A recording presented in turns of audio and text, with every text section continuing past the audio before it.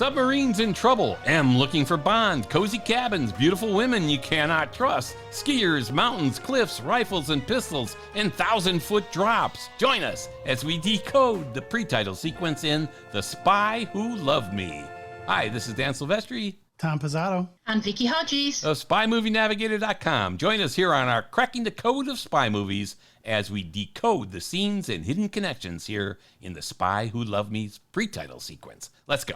In what many believe to be the best pre-title sequence in any Bond movie, The Spy Who Loved Me gives good reason for so many fans to believe this.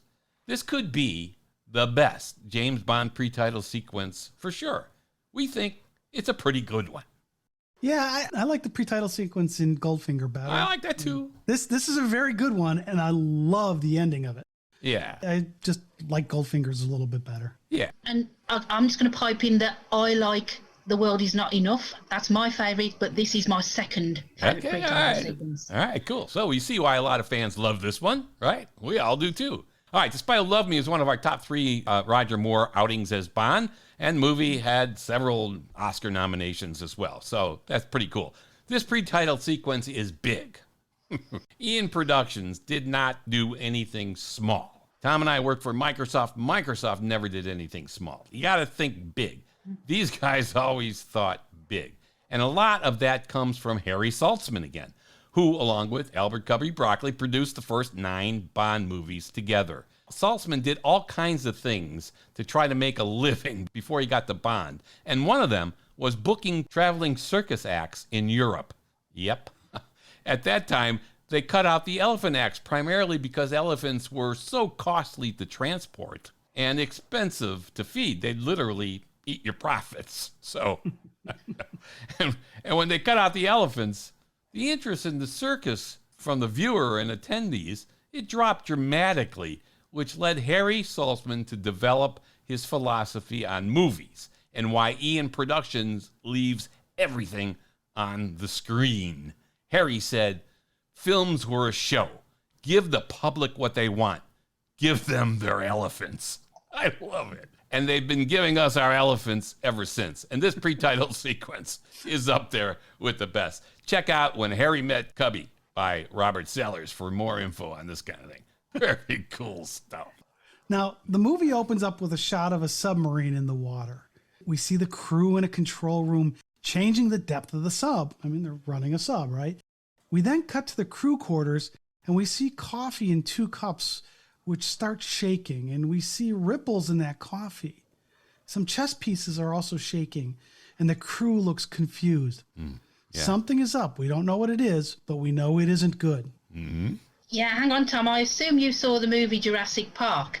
There is a scene there where the kids are in the Jeep with Muldoon, and the boy Tim is staring at 2 clear cups of water. And we start to see ripples, and the cups are shaking as we hear the noise of the T-Rex footsteps. Yeah. This had to be inspired by those cups of coffee on the submarine in The Spy Who Loved Me. Yeah. Well, that's a great point. I haven't thought of that hook, and Spielberg's a Bond fan. Yeah. So that's a great catch. I bet you're right on that one. Yeah. And I believe they created it by a very deep bass note being played on the guitar. That's cool. Yeah. I love it because it intrigues us again. What the heck is going on here? I love it. Absolutely does. So then we get these alarms sounding and these lights flash, and this emergency call is heard calling the captain to the control room. Yeah. That's usually not a good thing. Right, so the systems are having to be shut down. Loss of power is next. They surface the sub, and the submarine's captain looks through the periscope, pauses, and says, "Oh my God."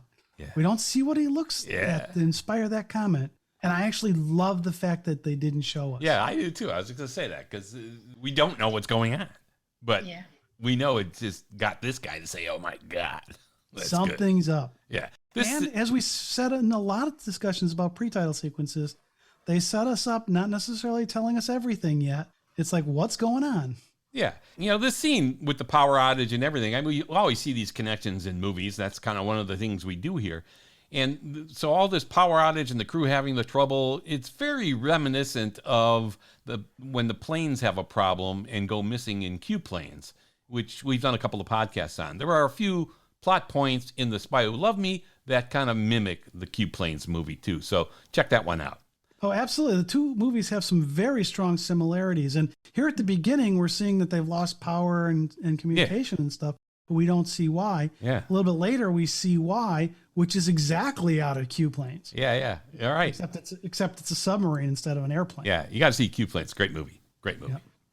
All right. Let's keep going. So we switched to Captain Benson of the Royal Navy talking on the phone. You can tell he's a captain because of the insignia on his sleeve. He has one more stripe than James Bond, who we later see in the movie in military attire. And we know that James Bond is a commander in the Royal Navy. So anyway, Captain Benson is telling another captain that we've lost one of our nuclear submarines. I mean, this again is Not just good. like the planes and Q Planes. Yep. It was a plane that was lost on a submarine, but we have the same thing, and they had to say, "Hey, we've lost a plane there. Yeah. Now we've lost a submarine." And there's even more connections with how it's lost too. So check that out. Q Planes, it's cool. We then cut to Moscow as General Gogol gets the news that their nuclear submarine, Potemkin, is also lost. He tells the caller that he'll assign our best agent immediately. He calls his administrator, Rubovich, and asks where the whereabouts of Agent Triple X is.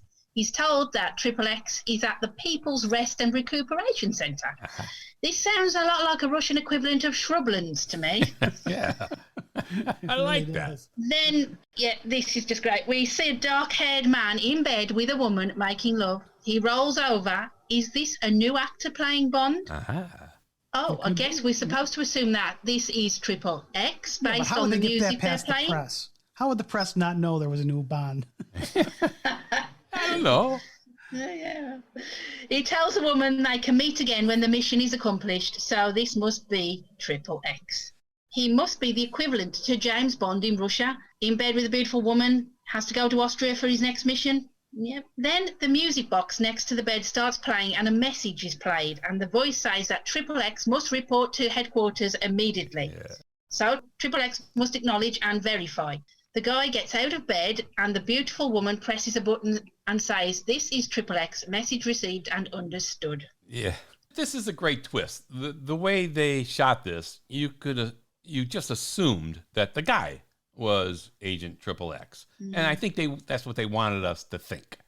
And I guess Bond isn't the only person who's a misogynist. Maybe. I don't know. We all are. Almost everyone watching would have been psyched out here. She is Gogol's best agent. She is the James Bond equivalent, not the guy. That's great. I love it. It's great. And I love to hammer this home even more when the scene cuts to M and he finishes the phone call. And instead of saying, "I'll put our best agent," he says, "I'll put our best man on it at once." And he hangs up, goes to the door, just like when Gogol called Rublovich. He says, "The money penny, where's 007? He's on a mission, sir, in Austria." Yeah. So now this other guy was leaving, going to Austria, and Bond is in Austria. Yeah. All right. So, you got this connection. And we know they have to have MI6 female agents because number 3 in Thunderball, sitting in the chair rotation there, was a woman. Yeah, but I think that was just an actress because they said the words they used were gentlemen. That's true, too. And you don't actually see her in the movie. I think that was a kind of a still shot. It may have been like a setup shot where they were just doing it. But anyway, it was interesting that they would have put a woman in there and said, "Hey, go sit there, you young man." Whatever. But they did anyway. Get back to it. All right. Back to M and his response to Moneypenny. He tells Moneypenny, "Well, tell him to pull out immediately." Okay. All right. We've seen enough Bond movies to know that this line will not go unused for a little sexual innuendo. It just can't be. No, Dan. It can't Do you really pass think it off. that? What's the sexual innuendo here, Dan? Yeah, I know. Yeah, Dan, please tell us. Let's figure this out and analyze it. This is what we're going to spend the next 20 minutes doing.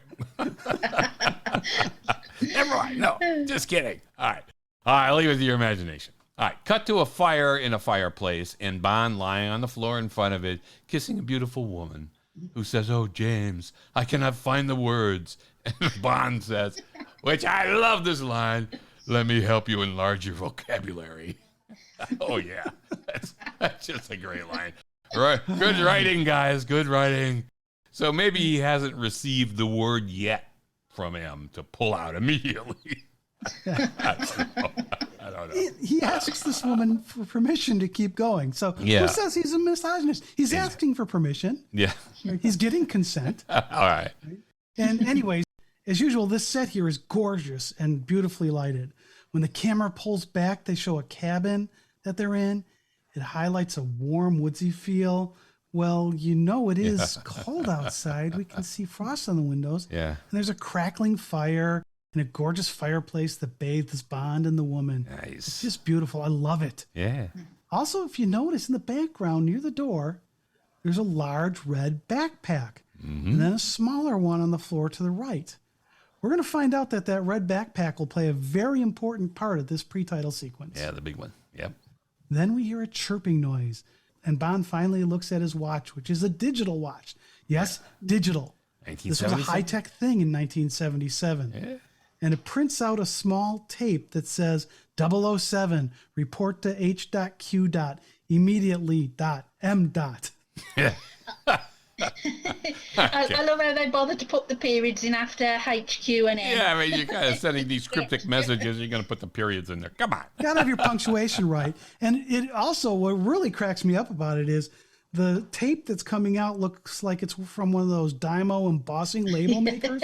Not a watch. It's, I mean, it's exactly the same kind of tape. It's like, in a watch. Cool. Anyway, Bond looks disappointed because now he must pull out. She almost seems disappointed as she says, "What happened? Where are you going?" Another great Bond line, or is it? "Sorry, darling, something came up." Okay. Now, aside from this obvious reference they're trying to make here, another sexual double entendre, this line seems out of sync. Yeah. After all, he's leaving his lovemaking session. Yeah. I would think something would come up before they start. Yeah. This is totally. Now who's analysing it? Totally bad. This is a horrible line. I mean, the wrong place for that line. I mean, absolute wrong place for that line. I mean, it's just bad. When you look at On Her Majesty's Secret Service, when one of the Angels of Death writes her room number on the kilt-clad Bond's leg in lipstick, and Irma Bund asks, "Is something wrong?" And Bond quips, "Just a slight stiffness coming on." Okay, that makes perfect sense there. I love that line. That's a great line. Great line, great delivery, great timing for the line. This line that Bond says here, no.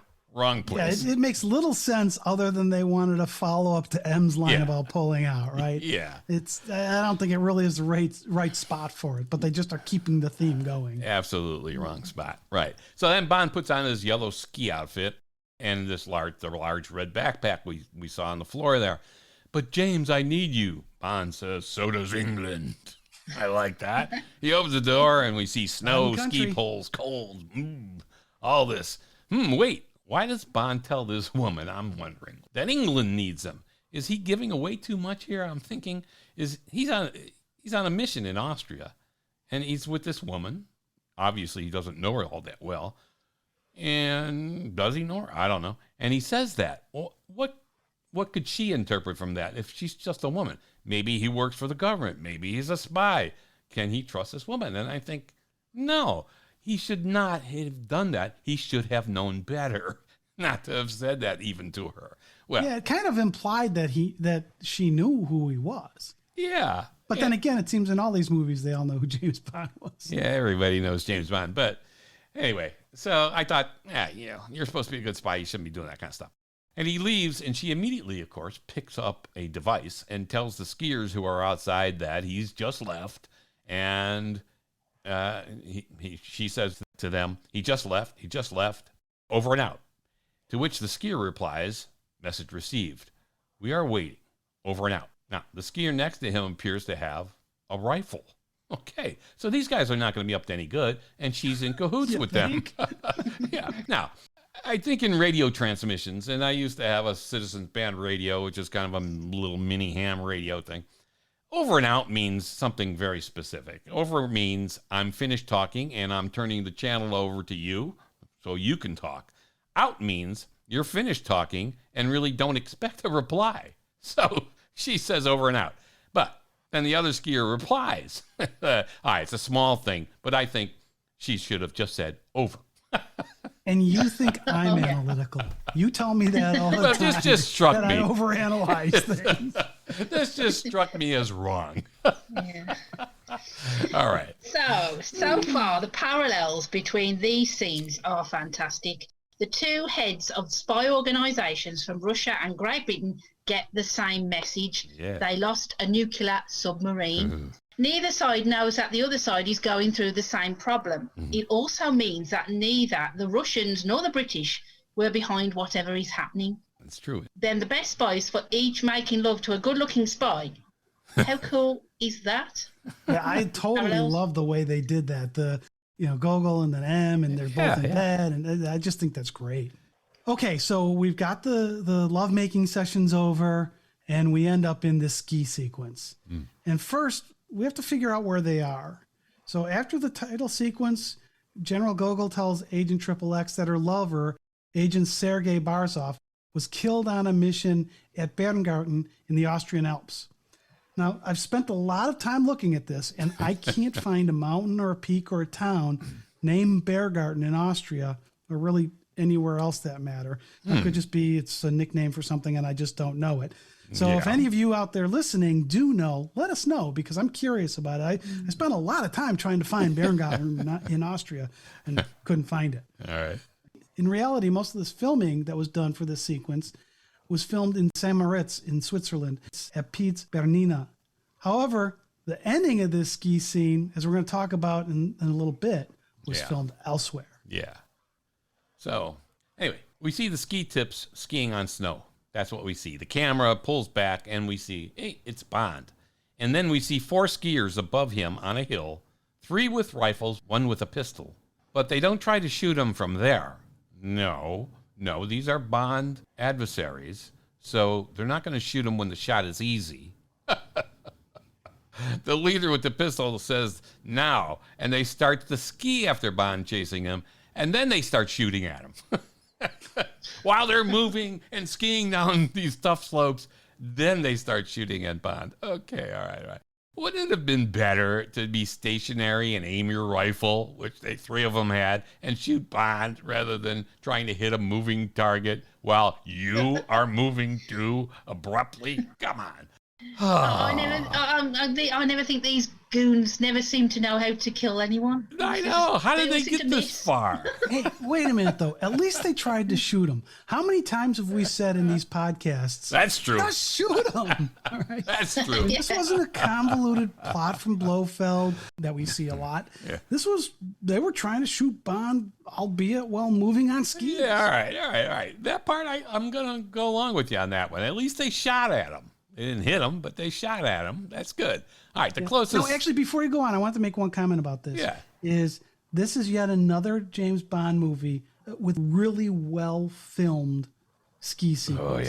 Oh, yeah. And, Bond, they've got the film crew to be able to do this very, very well, and they do a great job with this scene. Yeah, just like in On Her Majesty's Secret Service. Yeah. That was terrific, and that's the first Bond film where Bond snow skis. It was George Lazenby as Bond. All right, yes. The closest skier here seems to be just yards behind Bond. Not that far. In the next shot, he's hundreds of yards behind Bond. Okay, there's a little continuity issue here.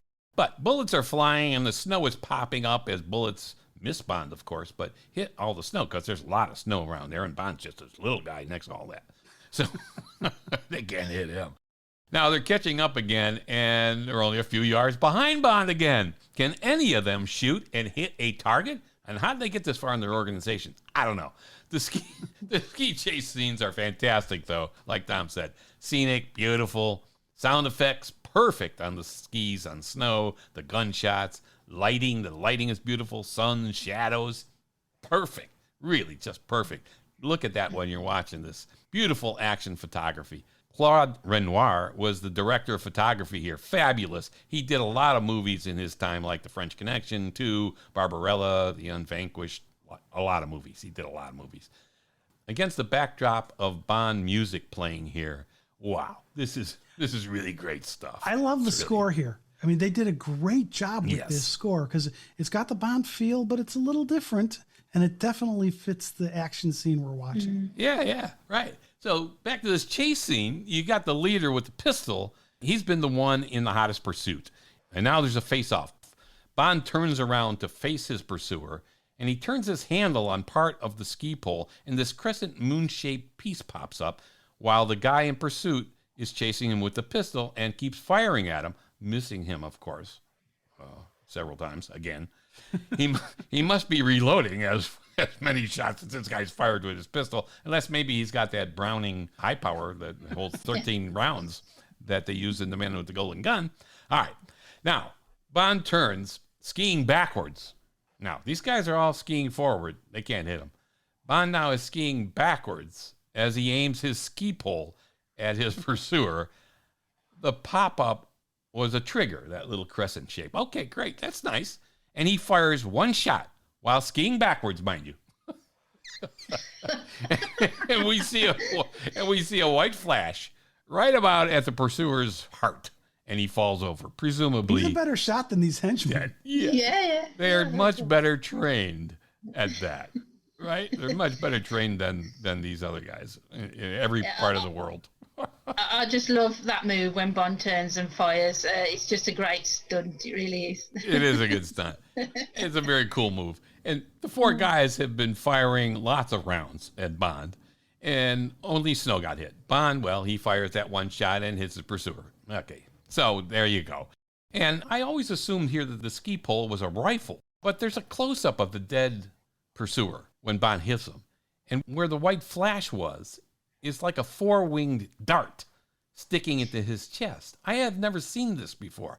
I've watched this a million times too, and I always thought he got shot with basically a bullet, and he's dead. So there it is. This dart is sticking out of him, and that makes his ski gun maybe a little more realistic to me than a rifle. So I like that. I like that. It's good we do these podcasts, Dan, because you often, when we watch these things closer to do these podcasts, you pick up on stuff you hadn't seen before. Oh, absolutely. Yeah. Absolutely. I mean, you could look at these scenes when they're flying by on the screen, and you think, okay, well, he got shot. He's dead. Boom. They close up. It's not all that obvious, the dart, but when you look, yeah, it's there. This four-winged wing dart. It's good.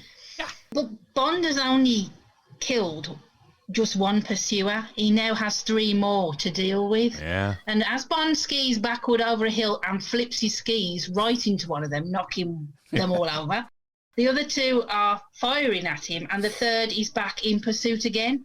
But wait, the camera pans backward, and we see Bond heading for a cliff with a huge drop. Not a hill to ski over, but like a 2,000-foot drop. Yeah. Well, it was a good move, but this is it for Bond. Finally, the evil enemies have got him. They can't hit him with a bullet. This is better because later when Bond is pursued and he goes over a waterfall, they do all that CGI work. Here they're not going to do some CGI work. Yeah, this is cool. Yeah. But we're worried now. Bond's going to die here. Yeah, the music is intense as Bond is about to ski over the edge into this 2,000-foot drop. Another Bond movie where Bond dies in the beginning. Yeah. Go figure. Yeah. And precisely when he skis over the edge, all goes quiet. Bond plunging to his death. Yeah. It really is one of my favourite moments in the entire movie. It's sheer genius. Absolutely. It's like you go, and you're just waiting. I love that it all goes your quiet. Breath and they're holding the sound. Yeah. I love that. Yeah, it's great. Great. Yeah. We've talked about the benefits of having a score, heightened tensions in other podcasts, and then not having the score can take it even further. Mm-hmm. And this is a fantastic use of silence. It's just the sound of the wind. No music, no nothing. Just the sound of the wind. Yeah. And the ski chase is over. Bond's going to die in a second when he hits the bottom, right? Yeah. And it took over a minute and 15 seconds of screen time to get there. Oh, at least, yeah. But then we see Bond flip in silence and his skis come off. Yeah. And he's free falling well below the skies that are above him. Yeah.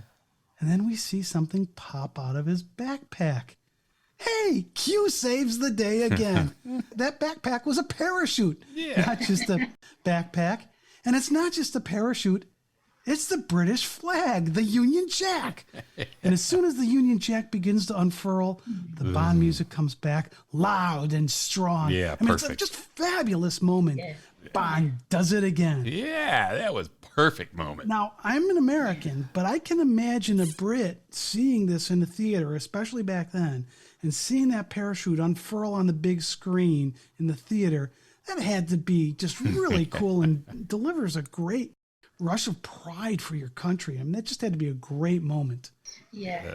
Now, as an aside, the British flag was originally called the Union Jack when it was affixed to a ship, not in the harbor.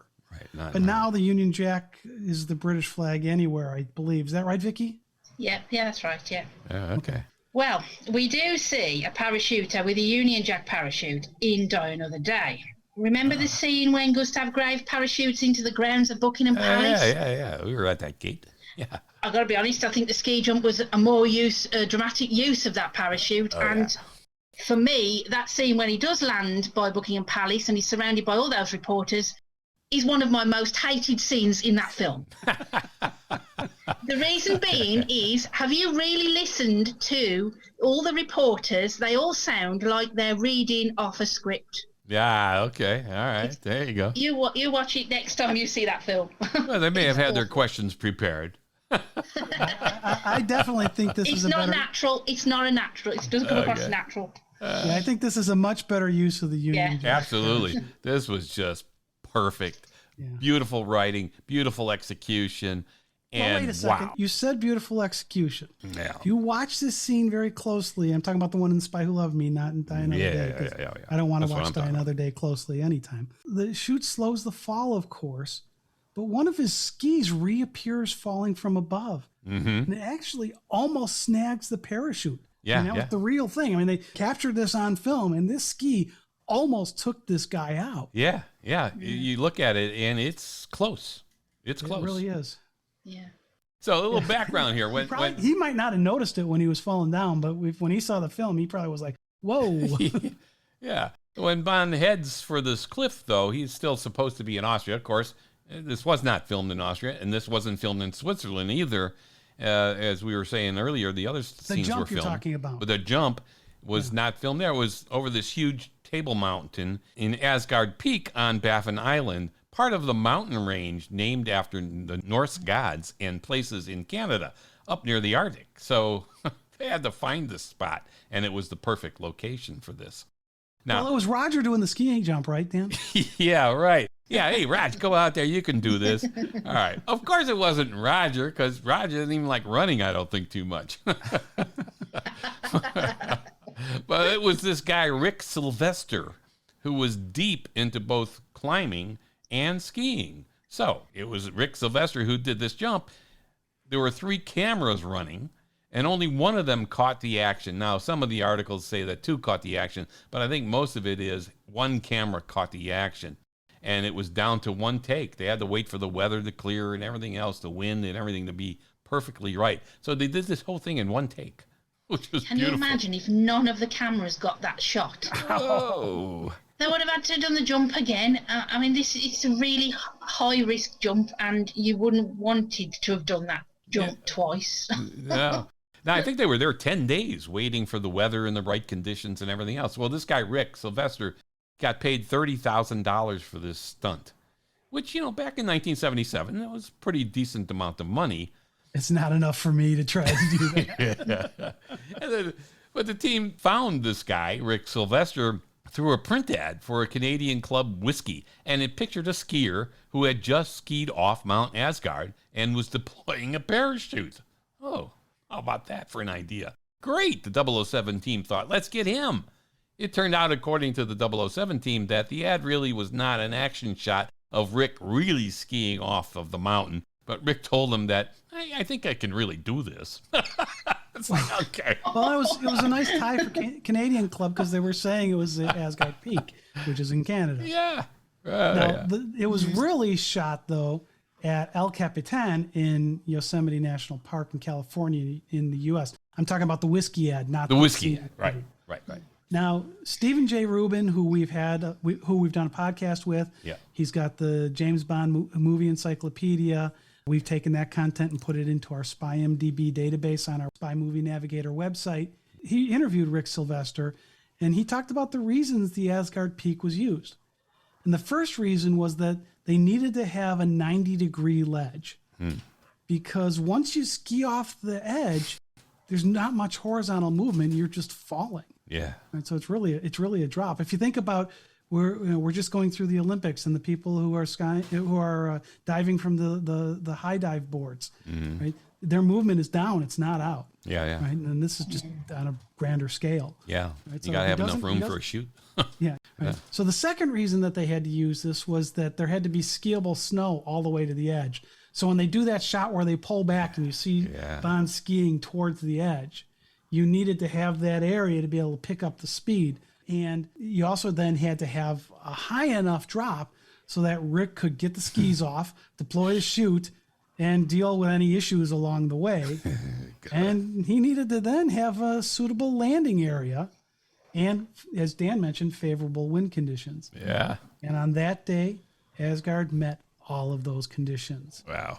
Now, in Stephen J. Rubin's book, The James Bond Movie Encyclopedia, he has an excellent discussion about this jump that goes into a lot more details than what I'm doing here, including more parts of his interview with Rick Sylvester. Yeah, great book. It's a fantastic read, and it really does a great job of enveloping the reader into this jump. Yeah.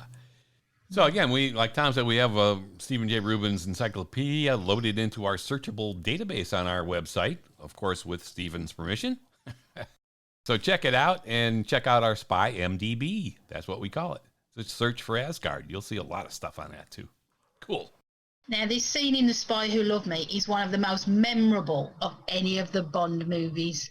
Rick also performed stunts in For Your Eyes Only, where he portrayed Bond slipping down his climbing ropes at Meteoria Mountains in Greece. And from the parachute deployment, we get a wonderful transition to the title sequence by a couple of hands coming together and seemingly holding the parachute and the jumper, a symbol to us that all is safe.